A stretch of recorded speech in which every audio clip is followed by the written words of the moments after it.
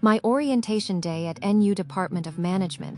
National university অর্থাৎ জাতীয় বিশ্ববিদ্যালয়, এখানকার ওরিয়েন্টেশন ক্লাস কীরকম হয় তা সম্পর্কে কি আপনাদের ধারণা আছে?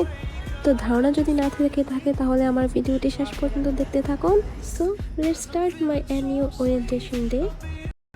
ভিডিওর শুরুতেই যদি আমি ভার্সিটি সম্পর্কে কিছু কথা বলতে চাই তাহলে পজিটিভ মন্তব্যের চেয়ে নেগেটিভ মন্তব্যটাই চলে আসে।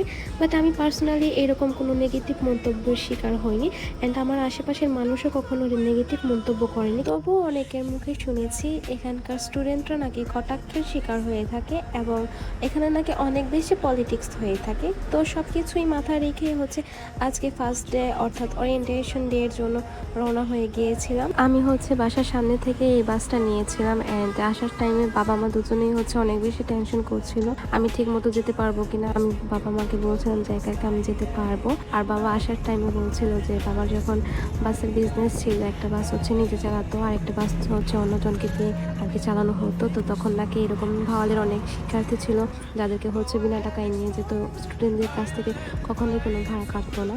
তো এগুলোই বলছিল। আর দেখতে দেখতে আমি গাজীপুর চৌরাস্তায় এসে বাস থেকে নেমে পড়েছিলাম। আর এখানে আমার একজন গাইড ছিল, উনি আমাকে নিয়ে যাবে। ওনাকেও আমি আসতে মানা করেছিলাম, বাট ওনাকে আমি কোনোভাবেই বোঝাতে পারিনি। যাই হোক, পরে উনি এসে দেখে এখানে আমার আগেই দাঁড়িয়ে আছে। তো ওনাকে সাথে নিয়ে রওনা হয়ে গিয়েছিলাম ওইখান থেকে। আমাকে দেখে দেখে আনছিল কোন দিকে আসবো।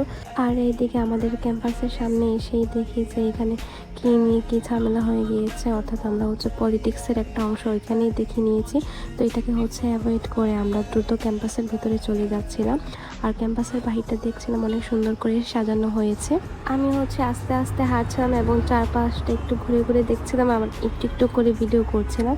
আর এখানে আমাদের ক্লাসরুমটা দেওয়া আছে, আমার ডিপার্টমেন্ট কোথায় আমি ওইখান থেকে দেখি আর ডিপার্টমেন্টে চলে আসি। আমার ডিপার্টমেন্ট ম্যানেজমেন্ট, তো সেই ডিপার্টমেন্টেই এখান থেকে দেখি চলে আসি রুমের ভিতরে। তো রুমে এসে দেখেছি রুমটা অনেক সুন্দর করে ডেকোরেট করা হয়ে গিয়েছে। অ্যান্ড একটু পরে এখানে প্রিন্সিপাল ম্যাম এসে গিয়েছিল। প্রিন্সিপাল ম্যাম আমাদের সাথে কিছু কথা বলছিল।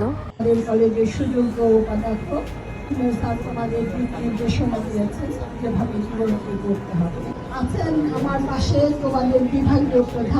প্রিন্সিপাল ম্যামদের ভাষণ দেওয়ার পর থেকেই শুরু হয়ে যায় বিভিন্ন পলিটিক্যাল লিডারদের ভাষণ, এবং এক গ্রুপ করে আসে। অ্যান্ড তারা আমাদেরকে কিছু উপহার দিয়ে আবার চলে যায়। অ্যান্ড তারা আমাদের সাথে কিছু কথাবার্তা বলে, অনেক কিছুই আমাদেরকে বোঝায়, কোনো সাহায্য সহযোগিতা লাগলে ওনাদের কাছে যেতে।